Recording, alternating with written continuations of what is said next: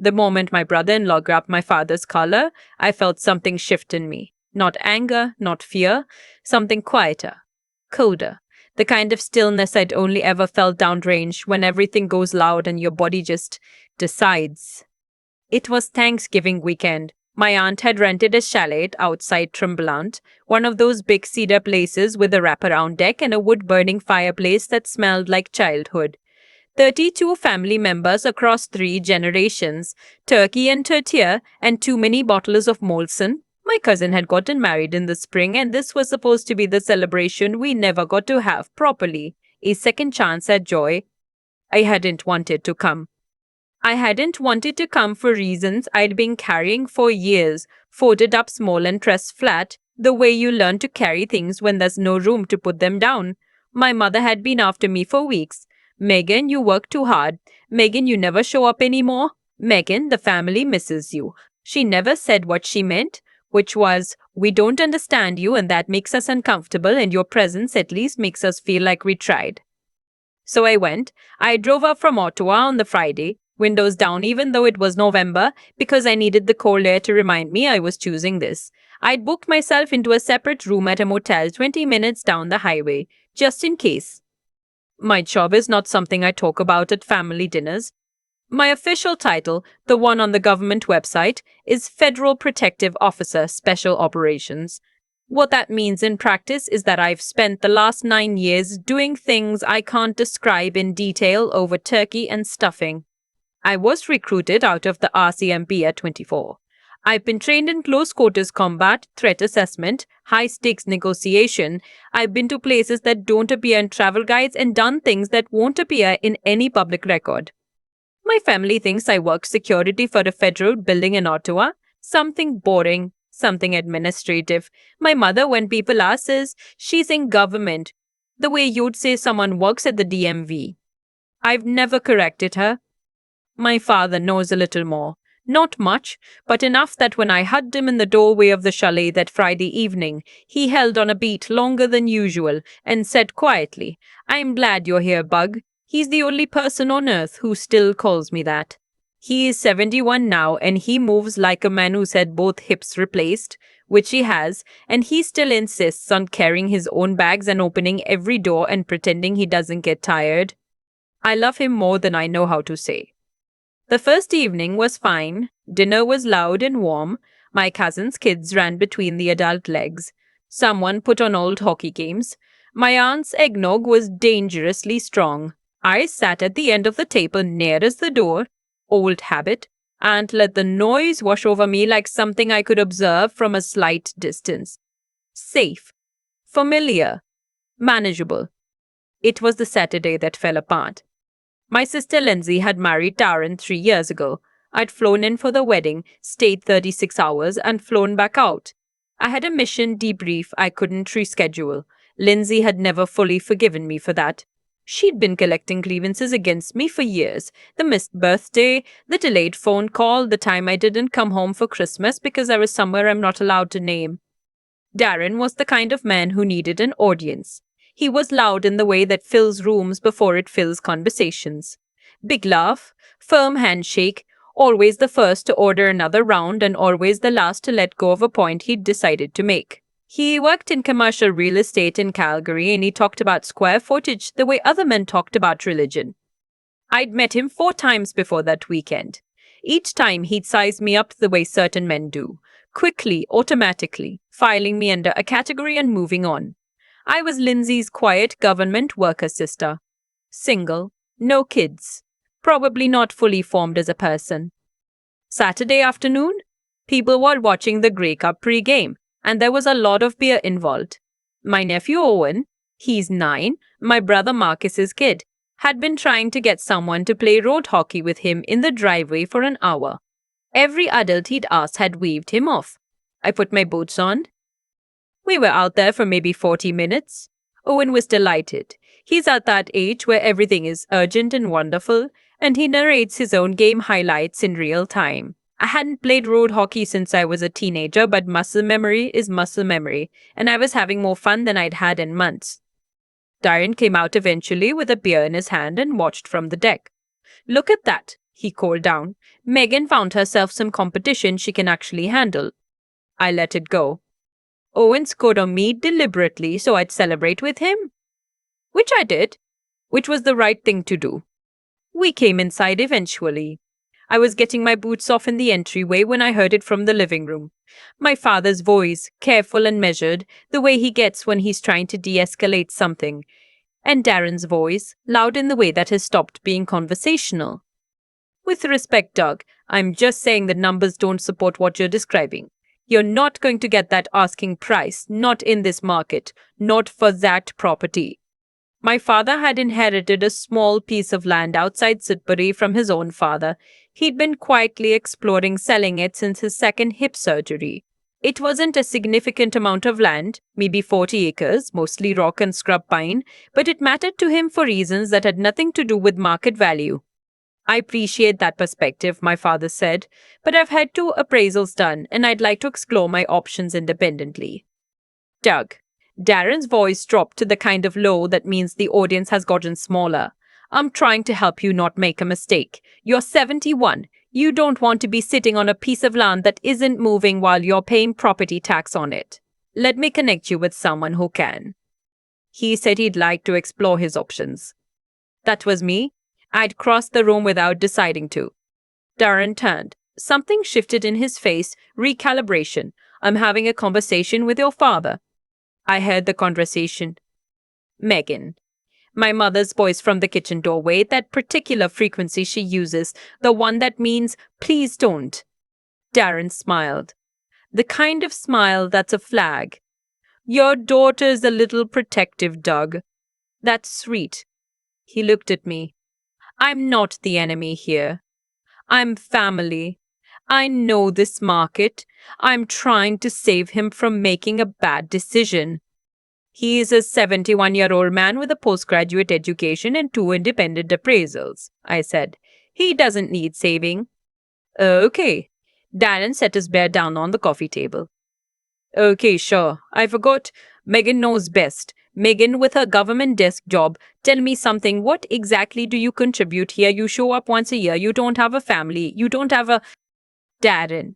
My sister's voice, sharp but not sharp enough. No, I'm serious. He was warming up now. The room had gone quiet. I could feel everyone in it. Some of us are actually out here building things, building a life. What do you actually do, Megan? What do you produce? You sit in an office somewhere and you what? File things? Process forms? And that makes you qualified to lecture me about. He reached past me. Later, I'd understand he was reaching for his beer. In the moment, his hand came across the space between us and made contact with my father's arm. A shove. Not hard. The kind of thing men do when they're performing and have miscalculated how far they can go. My father's hip caught the edge of the side table. He didn't fall, but he lurched, and the sound he made was the sound of someone who felt pain but was trying not to show it. That's the last thing I clearly remember deciding to do. What happened next took, according to my cousin James, who was watching from across the room, approximately 7 seconds. I know the mechanics of it because I've drilled them 10,000 times. I'm not going to walk through every step. It doesn't matter. What matters is that Darren went from standing to on the floor, face down, left arm pinned behind him at an angle that was uncomfortable but not damaging, and I was kneeling beside him with one knee at the center of his back and my voice very quiet saying, "Don't move." He didn't move. The room was absolutely silent. My father was staring at me. Owen, who had apparently followed us in at some point, was standing in the hallway with his mouth open. Darren said, muffled into the carpet, "What the... Get off me." "In a moment," I said. "First, I want to make sure we understand each other." Megan. My mother's voice, different frequency this time. "He is fine," I said to the room. "Nothing is damaged." And then, quieter to Darren. "Are you done?" "You're insane," he said. "You're actually insane." "That's not what I ask." A pause. The fire crackled. Someone's phone buzzed and no one reached for it. "Yes," he finally said. "I'm done." I released the hold. I stood up. I stepped back. I didn't offer to help him up because I'd assessed that it wasn't necessary and because some gestures in some moments would have been dishonest. Darren got up slowly. His face was doing something complicated. Humiliation looks different on every person. On him, it looked like rage trying to find a legal outlet and not finding one. "You're going to hear about this," he said. "Probably," I said. He walked out of the room. I heard the back door open and close. And then everyone started talking at once. My aunt said it was unacceptable, that this was supposed to be a family celebration, that she didn't understand what had just happened. My cousin Brenda said I'd completely overreacted and that Darren hadn't meant anything by it. He was just gesturing. My uncle Ted said something about lawsuits that I didn't listen to. My mother stood in the kitchen doorway holding a dish towel with both hands, not saying anything, and that silence said everything. Lindsay came to stand in front of me. Her eyes were wet. "You just humiliated my husband in front of our entire family," she said. "He put his hands on Dad," I said. "He bumped into him. He was reaching." He shoved him into the side table. "Dad's hip hit the edge. You can check the bruise later if you want." "You don't get to just. You can't just do that to someone, Megan. You can't just. Where did you even?" "Lindsay," my father's voice. She stopped. We both looked at him. He was standing very straight, the way he stands when he's made a decision. "Your sister is right about what happened. I was there." Lindsay looked at him for a long moment. Then she left the room. I went and got my jacket from the coat rack. I sat with my father for 20 minutes, just the two of us on the bench by the front door, not saying much. He told me about the land, about his father and his father's father, and what that 40 acres had meant to people who'd worked their whole lives for something to leave behind. I listened. I held his hand, which is not something we do, and neither of us mentioned that. Eventually, my mother appeared. She stood in front of us with that dish towel still in her hands. "The family thinks you should apologize," she said. Careful, neutral, the way she delivers verdicts she personally agrees with. I looked at her. "What do you think?" A long pause. "I think Darren said some things he shouldn't have said." Another pause. "And I think you frightened people." "I know," I said. "Megan, I'm not going to apologize for stopping him from hurting Dad." I stood up. "I'll apologize for frightening people if that helps. I don't think it'll help." I said goodbye to my father. I got my bag from upstairs. Owen was sitting on the stairs on my way down, waiting. He's 9 and he has his father's serious eyes and his mother's stubborn jaw, and he looked up at me and said, "Megan, are you like a spy?" I sat down the stair next to him. I thought about the best way to answer that. "I work for the government," I said finally, "but not at a desk." He considered this. "Cool," he said, with great certainty, with the absolute conviction of a 9-year-old who has just been handed information that reorganizes the world. I hugged him. I left. The drive back down the highway was dark and cold. I had the windows up this time. The radio played something I didn't listen to. I'd expected to feel something guilty, justified, regretful, clean. I felt none of those things exactly. I felt the particular exhaustion of having been exactly who I am in a room full of people who'd spent years deciding I was someone smaller. The following Monday, Darren filed a complaint with the RCMP. I found this out through a colleague before anyone called me directly. The complaint went nowhere because the eyewitness accounts were consistent. He had made physical contact with my father first. And because when you do what I do, there are people whose job it is to make certain kinds of problems quietly uncomplicated. I was told the file was closed within 4 days. I didn't tell my family about that part. What I did tell my family, specifically my sister, in a phone call 3 weeks later, was this: that I was sorry she'd had a hard Thanksgiving, that I hoped her marriage was strong enough to survive a hard weekend, that I missed her, the real her, the one I'd grown up beside before we'd both become people our younger selves wouldn't entirely recognize. She was quiet for a long time after that. Then she said, "What do you actually do, Megan?" And I said, "I protect people." And she said, "Oh." We talked for another hour. It wasn't fixed. Things don't fix in a single phone call, not real things, but it was a beginning, and beginnings are something. My father sold the land. He got very nearly what he'd asked for. He used part of it to replace the deck on the back of his house in Sudbury, and part of it to take my mother to Portugal in the spring, which had been on her list for 30 years. He called me from Lisbon, 7 in the morning his time, and said, "Bug, you should see this light." I was in a different time zone doing something I can't describe. I stood very still for a moment with the phone against my ear and listened to my father breathe on a street in Portugal and thought about 40 acres of rock and scrub pine and the people who came before us and what we leave behind. "Tell me about it," I said. And he did. I've thought about that weekend a lot since it happened. Not the 7 seconds. I don't need to replay those. What I keep coming back to is the drive home.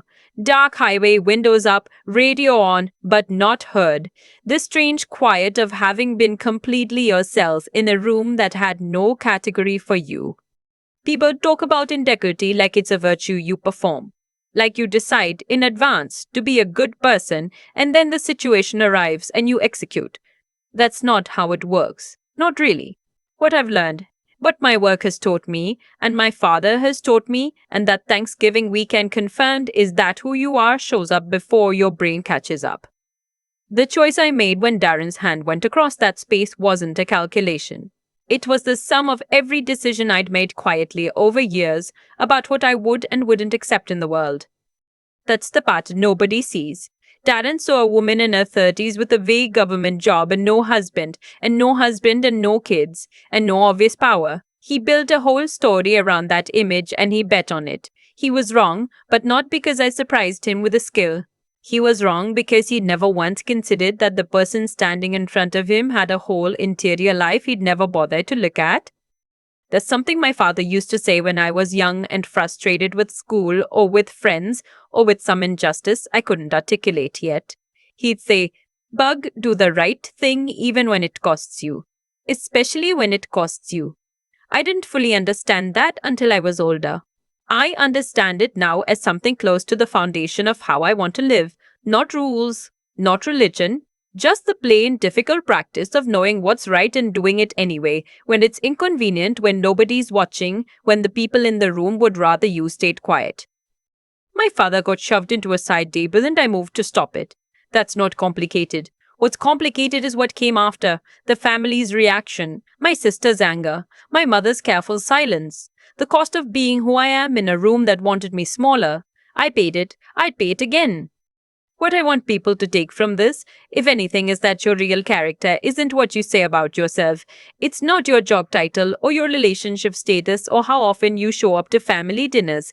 It's what you do in the 7 seconds when something true is asked of you.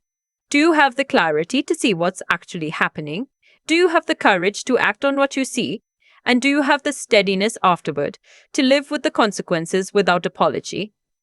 Owen asked me if I was a spy. I told him I worked for the government, but not at a desk. He said cool with complete certainty, and honestly that mattered to me more than I expected, because kids haven't learned yet to be impressed by the wrong things. He wasn't impressed by the takedown.